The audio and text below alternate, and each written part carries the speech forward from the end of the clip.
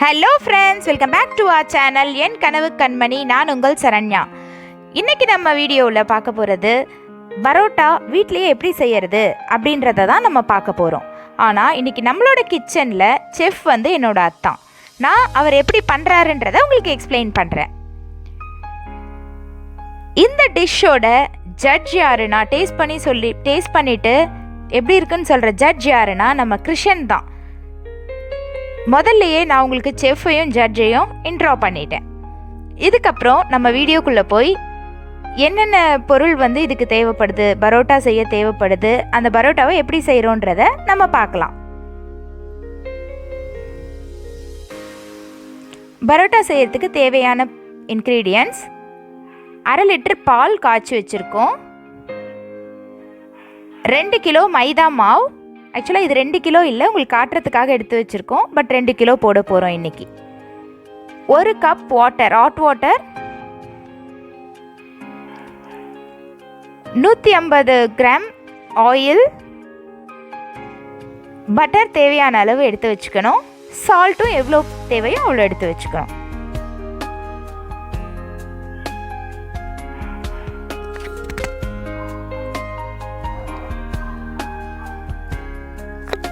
இப்போ நம்ம பரோட்டாக்கு மாவு பிசையறதுக்கு ஒரு பெரிய மிக்சிங் பவுல் எடுத்திருக்கோம் ஸ்டீலில். நல்ல அகலமான பவுலாக இருந்தால் தான் நமக்கு பிசையறதுக்கு வாட்டமாக இருக்கும். சின்ன பவுலாக இருந்தால் ரொம்ப கஷ்டமாக இருக்கும் நமக்கு. இப்போ இந்த 2 கிலோ மாவையும் நம்ம இதில் போட போகிறோம். நான் உங்கள்கிட்ட ஆல்ரெடி சொன்ன மாதிரி நான் 2 கிலோ மாவு எடுக்கிறேன். மாவு தனியாக இருக்குது, அதையும் எடுத்து இப்போ ஆட் பண்ணிட்டோம். இதுக்கு அடுத்தது வெண்ணெய் எடுத்து வச்சுருக்கோம் இல்லையா, வெண்ணெய் வந்து ஒரு 2 or 3 ஸ்பூன்ஸ், 2 ஸ்பூன் போடலாம் இல்லை 3 ஸ்பூன் போடலாம். கொஞ்சம் அப்படியே பல்காக போடணும், ஸ்பூனில் கொஞ்சமாக போடக்கூடாது. எல்லாத்தையும் மாவோட அந்த வெண்ணெயை மிக்ஸ் பண்ணணும். ஏதாவது ஒரு இடத்துல போய் அந்த வெண்ணெய் ஸ்டே ஆகிற மாதிரி நம்ம விட்டுறக்கூடாது. ஃபுல்லாக அந்த வெண்ணெயை ஸ்ப்ரெட் பண்ணி விடணும்.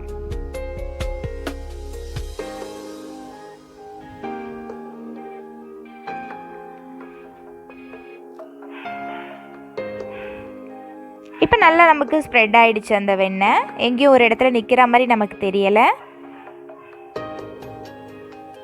நெக்ஸ்ட் பார்த்தீங்கன்னா நம்ம ஆயில் எடுத்து வச்சுருக்கோம் இல்லையா, அந்த ஆயிலை இந்த மாவோட ஆட் பண்ணிடணும்.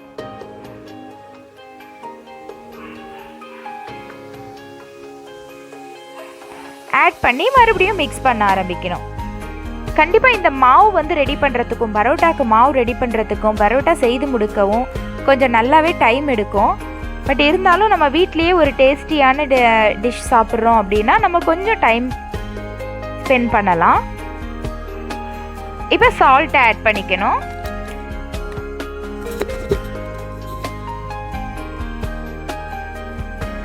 போடும்போதே நீங்கள் ஒரே இடத்துல போடாமல் சுற்றி போட்டுட்டு அதுக்கப்புறம் மிக்ஸ் பண்ணிங்கன்னு சொன்னால் எந்த இடத்துலையுமே அந்த சால்ட்டோ இல்லை ஆயிலோ ஒரே இடத்துல நிற்காது.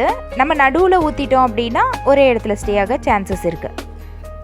ஆக்சுவலாக அவர் ரிங் காட்டுறாரு. நான் ரிங்கு கழட்டி வச்சுடுங்கன்னு சொன்னேன். அதுக்கு அவர் சொன்ன எக்ஸ்ப்ளனேஷன் என்னென்னா, ஒன்று கோல்டு ரிங்கு இல்லை சில்வர் அது மாதிரி போட்டுட்டு சாப்பிட்டா நல்லதான். அப்படி இல்லைன்னு சொன்னால் அட்லீஸ்ட் நம்ம ப்ரிப்பேர் பண்ணுற இது மாதிரி விஷயங்கள் பண்ணும்போதாவது நம்ம ரிங் போட்டுட்டு பண்ணுறது நல்லது அப்படி சொல்கிறாங்க. அதுக்கு தான் ரிங்கை காட்டினாங்க. இப்போ வந்து நல்லா மிக்ஸ் பண்ணி விட்டுட்ருக்காங்க.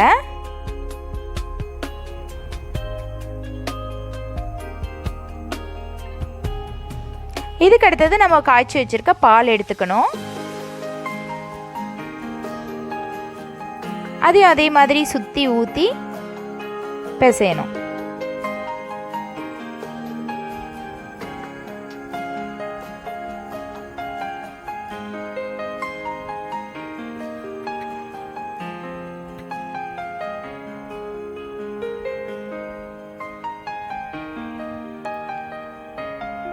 எனக்கு எங்கள் சிஸ்டர்லாம் வந்திருக்காங்க. ஸோ எங்களுக்கு நிறைய குவான்டிட்டி தேவைப்படுது. அதுக்காக நாங்கள் 2 kg மாவு எடுத்திருக்கோம். நெக்ஸ்ட் நம்ம எடுத்து வச்சுருக்க அந்த ஹாட் வாட்டர் இருக்கு இல்லையா, அந்த ஹாட் வாட்டரையும் ஆட் பண்ணி நல்லா பிசைய ஆரம்பிக்கணும். இதோட நம்ம சேர்க்க வேண்டிய எல்லா இன்க்ரீடியன்ஸும் இது கூட நம்ம சேர்த்துட்டோம் மாவோட.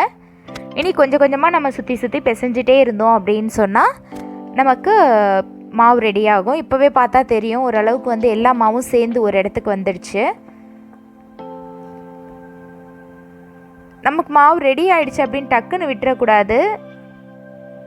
இந்த பரோட்டா ரெடி பண்ணுறதுக்கு நம்ம ஒரு முக்கியமான வேலை செய்யணும். மாவு பிசைகிறது வந்து பார்த்திங்கன்னா நல்லா அழுத்தம் கொடுத்து நல்லா பிசையணும். உங்களுக்கு வந்து இந்த மாதிரி பெரிய பாத்திரத்தில் வந்து பிசைய வரலை அப்படின்னு நினச்சிங்கன்னு சொன்னால் நம்மளோட கிச்சன் கவுண்டர் டாப் இருக்கு இல்லையா, அதை கூட நல்லா க்ளீன் பண்ணிவிட்டு அது மேலே கூட வச்சு நல்லா பிசையலாம். நம்ம இன்னும் நமக்கு நல்லா வாட்டமாக இருக்கும்.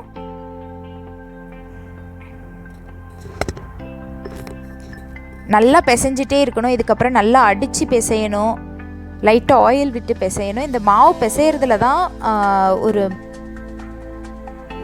இம்பார்ட்டண்டான விஷயம் இது, மாவு பிசையிறது. ஏன்னா லைட்டாக நம்ம சப்பாத்தி மாதிரி பிசைஞ்சிட்டு அப்படியே விட்டுட்டோன்னு சொன்னால் பரோட்டா கண்டிப்பாக ஹார்டாக வரும்.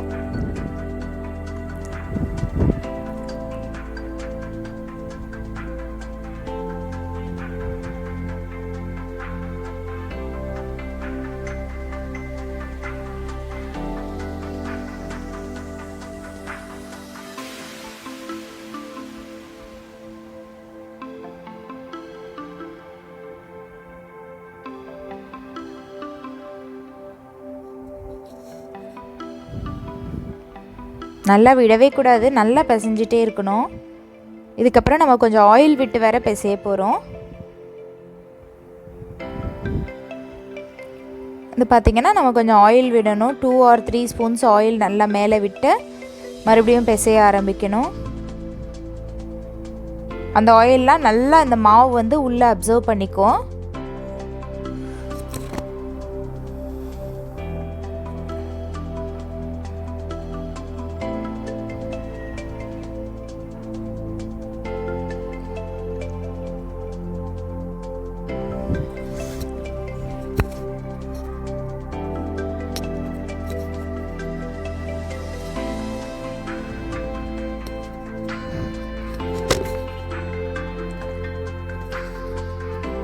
இப்போ பார்த்தீங்கன்னா ஆல்மோஸ்ட் ரெடி ஆகிடுச்சு, ஃபுல்லாகவே ரெடி ஆகிடுச்சு. இப்போ நம்ம அதை நல்லா ஃபுல்லாக தட்டிட்டு இதை சுற்றி ஆயில் ஊற்றி விடணும்.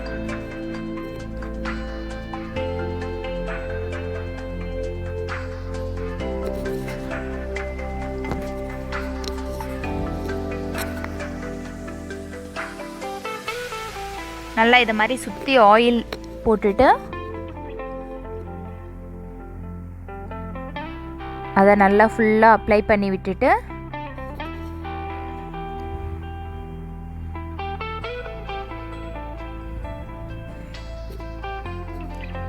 ஒரு பெரிய தட்டு மாதிரி எடுத்து அதை க்ளோஸ் பண்ணி வச்சிடணும். இது மாதிரி தட்டு வச்சு க்ளோஸ் பண்ணிடணும். ஒரு சிலருக்கு நம்ம இந்த மாதிரி அகண்ட பாத்திரத்துக்கு நம்மக்கிட்ட மூடி இருக்காது. அந்த மாதிரி மூடி இல்லாமல் இருந்ததுன்னு சொன்னால் நீங்கள் ஒரு டவல் ஏதாவது வச்சு க்ளோஸ் பண்ணி வச்சிடலாம். இது ஆக்சுவலாக 2 மணி நேரம் ஊறணும், இல்லை அட்லீஸ்ட் மினிமம் ஒரு 1 ஹவராவது நல்லா ஊற விட்டுட்டு ஓப்பன் பண்ணணும். நாங்கள் இது 2 மணி நேரம் ஊற விட்டுருக்கோம். ஊற விட்டு எடுத்தோன்னா நல்ல சாஃப்டாக இருக்கும். உங்களுக்கு பார்த்தாலே தெரியும் மாவு வந்து நல்ல சாஃப்டாக இருக்கும். இது ஆக்சுவலாக நம்ம சப்பாத்தி மாதிரி கையில் ரவுண்டு பண்ணி அப்படிலாம் வைக்க வேண்டாம். இது என்ன பண்ணணும்னா கொஞ்சம் குவான்டிட்டி மாவு எடுத்துக்கணும். நம்மளோட 2 கையோட கட்டை விரலையும் உள் சைடு வச்சு ப்ரெஸ் பண்ணுற மாதிரி ப்ரெஸ் பண்ணிவிட்டு ஒரு கையை வச்சு ஒரு ப்ரெஸ் கொடுத்தோம் அப்படின்னு சொன்னால் அதுவே வந்து அந்த ரவுண்டு வந்ததும் அதை எப்படி லைட்டாக எடுத்து ஒரு பிளேட்டில் அடுக்கிடணும். இதே மாதிரி தான் எல்லா மாவையும் வந்து நம்ம ஃபுல் மாவையும் வந்து ரவுண்ட் பண்ணி ஃபஸ்ட்டு வச்சிடணும். இப்போ பார்த்தீங்கனாலே தெரியுது, நல்லா அழுத்தி ப்ரெஸ் பண்ணோன்னு சொன்னால் ஒரு அந்த உருண்டை வந்து மேலே வரும். அதை மட்டும் கட் பண்ணி நம்ம எடுத்து வச்சுக்கணும். இதே மாதிரி எல்லா மாவையும் பண்ணிடணும். இதை மாதிரி செய்து இந்த மாவை பார்த்தீங்கன்னா ஒரு 1/2 hour வந்து ஊற விடணும். பட் வந்து இன்றைக்கி நாங்கள் வந்து நியர்பை இந்த 2 kg மாவில் வந்து எங்களுக்கு 39 பரோட்டாஸ் வந்தது. ஸோ நாங்கள் ஃபஸ்ட்டு உருண்டை உருட்டினதுக்கப்புறமா லாஸ்ட்டாக முடிக்கும்போது ஆல்மோஸ்ட் 1/2 hour டைம் ஆகிடுச்சு. ஸோ நாங்கள் வந்து வெயிட் பண்ணாமல் அப்படியே கண்டினியூ பண்ண ஆரம்பிச்சிட்டோம். ஃபஸ்ட்டு உருட்டின மாவுலேருந்து ஸ்டார்ட் பண்ண ஆரம்பிச்சிட்டோம் நெக்ஸ்ட்டு ப்ராசஸை. இப்போ பார்த்தீங்கன்னா எங்களுக்கு 2 பிளேட்டில் 2 kg மாவில் 2 பிளேட் உருண்டை பிடிச்சி வச்சுருக்கோம். 39 பீசஸ் வந்து எங்களுக்கு வந்தது. இது வந்து என்னோடய கவுண்டர் டாப் கிடையாது, எங்களோட சப்பாத்தி கல். அது உங்களுக்கு தெரியுதான்னு தெரியல, ரெண்டுமே பார்த்திங்கன்னா ஒரே மாதிரி இருக்கும், கவுண்டர் டாப் கலரும் சப்பாத்தி கல் கலரும். அந்த சப்பாத்தி கல்லில் வந்து பார்த்திங்கன்னா அந்த பட்டர் இருக்குல்ல, பட்டர் எடுத்து ஃபுல்லாக அப்ளை பண்ணி விட்டுறணும். ஃபுல்லாகவே அப்ளை பண்ணி விட்டுறணும். இது மாதிரி ஃபுல்லாக அப்ளை பண்ணிவிட்டு நம்ம உருட்டி வச்சுருக்கிற உருண்டை எடுத்து அது மேலே வச்சு கையிலேயே ப்ரெஸ் பண்ணி எக்ஸ்பேண்ட் பண்ணி விடணும். அது விரிவாக அது ஃபுல்லாகவே வந்து பெருசாக ஆகிற அளவுக்கு, அந்த சப்பாத்தி கல் சைஸில் ரவுண்ட் வர அளவுக்கு அழுத்தி விட்டுட்டே இருக்கணும். ஆக்சுவலாக நம்ம ரெகுலராக சமைக்கிறோம், ரெகுலராக கிச்சன் யூஸ் பண்ணுறோம் அப்படின்னா நம்ம டக்குன்னு ஒரு சப்பாத்தி கட்டை எடுத்து உருட்டிடுவோம். அது ஈஸியான ப்ராசஸ். ஆனால் வந்து இது மாதிரி ரேராக வர்றவங்க கொஞ்சம் அப்படி பர்ஃபெக்டாக பண்ணணும்னு நினைப்பாங்க இல்லையா, அதனால் அத்தான் கையிலேயே பண்ணுறாரு. ஆனால் நம்ம சப்பாத்தி கட்டையும் யூஸ் பண்ணி அதை ஸ்ப்ரெட் பண்ணி விட்டுடலாம். இப்போ பார்த்தீங்கன்னா ஃபுல்லாக அந்த பெரிய கல் இல்லையா, அது ரவுண்டு ஃபுல்லாக அப்படியே கொண்டு வராங்க. இதை மாதிரி சப்பாத்தி கல் இல்லை கட்டை தான் யூஸ் பண்ணுறோனாலும் கட்டையிலையும் செய்யலாம். பட் அதுலேயும் உங்களுக்கு செய்ய பிடிக்கலாம், ஒரு தட்டு கவுத்து போட்டு அந்த தட்டு மேலே பட்டர் அப்ளை பண்ணிவிட்டு அதில் செய்யலாம்.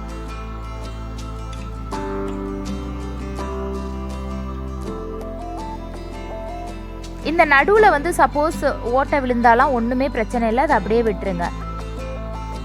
இப்போ பார்த்தீங்கன்னா எட்ஜ் வரைக்கும் ஆல்மோஸ்ட் கொண்டு வந்துட்டாரு, ஒரு ப்ராப்பரான ரவுண்டு கொண்டு வந்துட்டாரு. ரவுண்டாக வந்துடுச்சு. இதை வந்து இப்போ நைஃப் வச்சு நடுவில் கீறி விட்டுக்கலாம். அப்படியே ரொம்ப பர்ஃபெக்டாக ஒரே அளவு பார்த்து பண்ணணும் அப்படிலாம் அவசியம் இல்லை.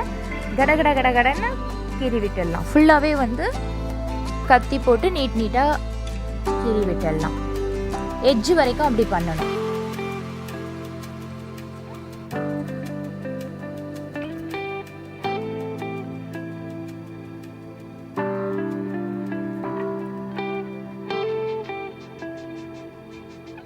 ஃபுல்லாக லாஸ்ட் வரைக்கும் கீரல் போட்டுட்டாங்க.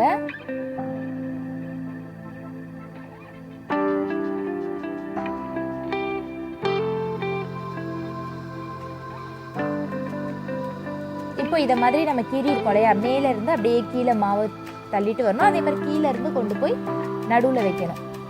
ஆக்சுவலாக நான் வந்து விரல் காட்டுறேன் பாருங்கள், அது வந்து மாவுன்னு நினச்சிக்காதுங்க, மாவு ஒட்டிகிட்டு இருக்குன்னு நினச்சிக்காதீங்க. அது வந்து நம்ம தடவின பட்டர் தான், அது மாவு கிடையாது. இது மாதிரி எல்லாத்தையும் மிடில்ல கொண்டு வந்துட்டு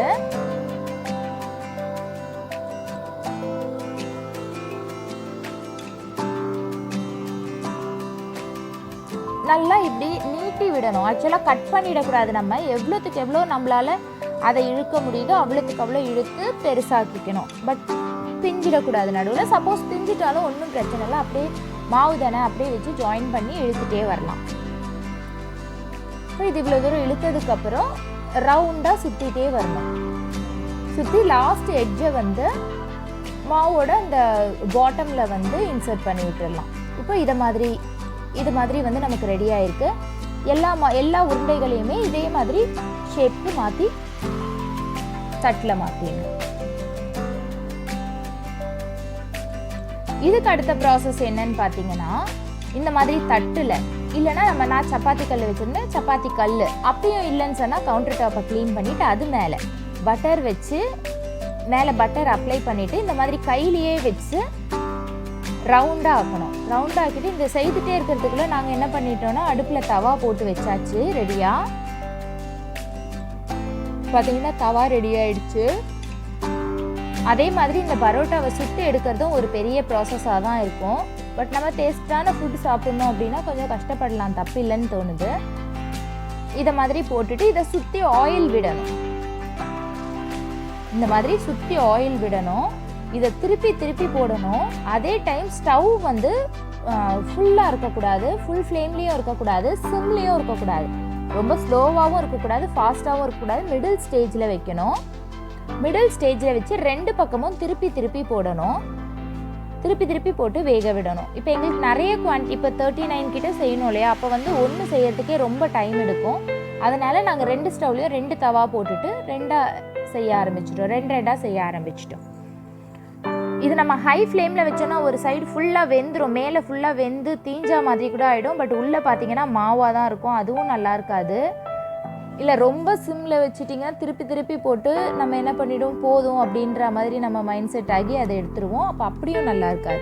ஸோ இந்த மிடில் ஸ்டேஜில் வச்சு 2 சைடும் திருப்பி ஒரு டைம் இல்லை 2-3 டைம் நல்லா திருப்பி போட்டு நமக்கே பார்த்தாலே தெரியும் எல்லாம் ஃபுல்லாகவே ப்ரௌன் கலரில் கோல்டன் கலரில் மாறி இருக்கும். அந்த மாதிரி மாறினதுக்கப்புறமா நம்ம எடுத்துடலாம்.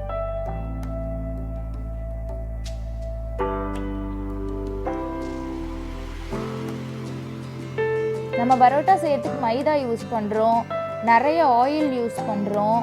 இதெல்லாம் வந்து உடம்புக்கு நல்லதில்லை தான். பட் நம்ம இந்த மாதிரி ரேராக செய்கிறோம் இல்லையா, அது அப்படின்னா ஓகே. இது மாதிரி சுட்டு எடுத்து வச்சோம். 2 or 3 எடுத்து வச்சுக்கணும். சுட்டு ஒரு கல்லில் எடுத்துட்டு இதை வந்து அடிக்கணும். இப்போ இதே பரோட்டாவை நம்ம ஹெல்த்தி பரோட்டாவாக சாப்பிட்ணும் அப்படின்னு நினச்சோன்னா இந்த மைதாக்கு பதிலாக நம்ம வந்து கோதுமை மாவு யூஸ் பண்ணிக்கலாம். அதுலேயுமே ரொம்ப டேஸ்ட்டாக சாஃப்டாக இதே மெத்தடில் செய்தால் பரோட்டா வரும். ஹெல்த்தியாக சாப்பிட்ணும், நம்ம கொஞ்சம் அடிக்கடி சாப்பிடுவோம் அப்படின்னு நினச்சோன்னா நம்ம மைதா யூஸ் பண்ணிக்கிறது ரொம்ப கோதுமை யூஸ் பண்ணிக்கிறது நமக்கு ரொம்ப நல்லது. இது மாதிரி நம்ம சுட்ட பரோட்டா ஒரு 2-3 அது மாதிரி ஒன்றா தட்ட வேண்டாம், ஒரு 2-3 சேர்த்துக்கணும் கொஞ்சம் சூடோடவே. இப்போ இங்கே 3 எடுத்திருக்காங்க அத்தான். இதை வந்து தட்டணும். தட்டுறதுனா ஒரு பெரிய விஷயம் இல்லை. நார்மலாக நம்ம கிளாப் பண்ணுவோம் இல்லையா, அதை மாதிரி நம்ம கிளாப் பண்ணுற இடத்துல மிடில் பரோட்டா வச்சுட்டு 2 சைடும் நல்லா கொஞ்சம் தட்டணும். இது எதுக்காகன்னு சொன்னால் நல்ல லேயராக வரும். நம்ம அதை சுருட்டி வச்சு கட் பண்ணோம் இல்லையா, கட் பண்ணதும் இந்த லேயருக்காக தான். இந்த லேயர் நமக்கு தனியாக தெரியணும் அப்படின்னா இந்த மாதிரி தட்டணும். தட்டினா தான் லேயராக தெரியும். அப்படி இல்லைன்னு சொன்னால் சப்பாத்தி மாதிரி ரவுண்டாகவே இருக்கும். இப்போ இதை வந்து நம்ம ஹாட் பாக்ஸ்க்கு மாற்றிடலாம். மாற்றி வச்சுட்டோம். இதுக்கு நாங்கள் சைட் டிஷ் வந்து இவர் தான் வந்து நம்ம பரோட்டா மாஸ்டர், என்னோட அத்தான். அவர் ஃபோட்டோ லாஸ்ட்டாவது காமிக்கணும் இல்லையா, அதுக்காக தான் காமிச்சிருக்கேன். இதுக்கு வந்து நாங்கள் சைட் டிஷ் வந்து பார்த்திங்கன்னா மட்டன் தலைக்கறி குழம்பு வச்சுருந்தோம். ஜட்ஜு வந்துட்டார் டேஸ்ட் பண்ணுறதுக்கு. சூப்பரான பரோட்டா மட்டன் ரெடி. நாங்கள் செய்த இந்த ஹோம்மேட் பரோட்டா எங்கள் கிறிஷ் குட்டிக்கு ரொம்ப பிடிச்சிருந்தது. உங்களுக்கும் இந்த டிஷ் வந்து பிடிச்சிருக்கோன்னு நாங்கள் நம்புகிறோம். நீங்களும் வீட்டில் இதே மாதிரி செய்து பாருங்கள். எப்படி இருந்ததுன்னு சொல்லிவிட்டு எனக்கு கமெண்ட் பாக்ஸில் கமெண்ட் பண்ணுங்கள். உங்களுக்கு ரொம்ப பிடிச்சிருந்ததுன்னா இந்த வீடியோ ஒரு லைக் கொடுங்க. உங்கள் ஃப்ரெண்ட்ஸ் அண்ட் ரிலேட்டிவ்ஸ்க்கு இந்த வீடியோவை ஷேர் பண்ணுங்கள். சப்போஸ் நீங்கள் நம்ம சேனலில் ஃபஸ்ட் டைமாக பார்க்குறீங்க அப்படின்னா மறக்காமல் சப்ஸ்கிரைப் பண்ணிவிட்டு பக்கத்தில் இருக்க பெல் ஐக்கானை கிளிக் பண்ணுங்கள். இதுக்கு அடுத்தது இன்னொரு நல்ல ரெசிபியோட நான் உங்களை மீட் பண்ணுறேன். இதுக்கு நாங்கள் சைட் டிஷ், இன்னொரு முக்கியமான விஷயம், நாங்கள் இந்த பரோட்டாக்கு சைட் டிஷ் வந்து தலைக்கறி குழம்பு செய்திருந்தோம். மட்டன் தலைக்கறி குழம்பு. அந்த மட்டன் தலைக்கறி குழம்பு எப்படி செய்யறதுன்றதை நான் உங்களுக்கு நெக்ஸ்ட் வீடியோவில் போடுறேன். தேங்க்யூ.